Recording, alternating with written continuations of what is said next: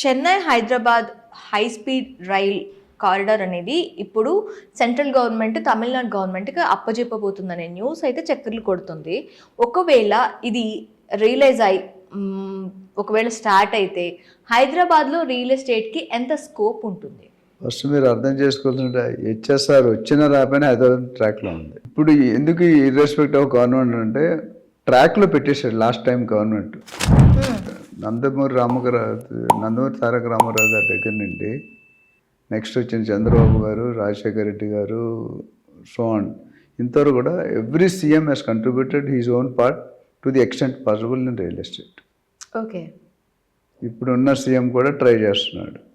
కొద్దిగా స్లో అయినా but every CM has contributed. ఎందుకంటే హైదరాబాద్కు ఉన్న facility all 4 sides it can be extended up to 150 kilometers all 4 sides. Okay, అంటే north, east, west, south.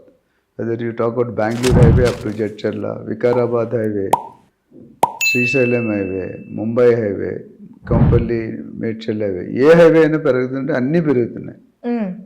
ఎందుకంటే హైదరాబాద్కు ఉన్న బెస్ట్ ఫెసిలిటీ అంటే ఎక్స్పాన్షన్ ఆఫ్ ఆల్ 4, 5, 6 sides. మొత్తం 9 highways కూడా 9 sides పెరుగుతున్నాయి.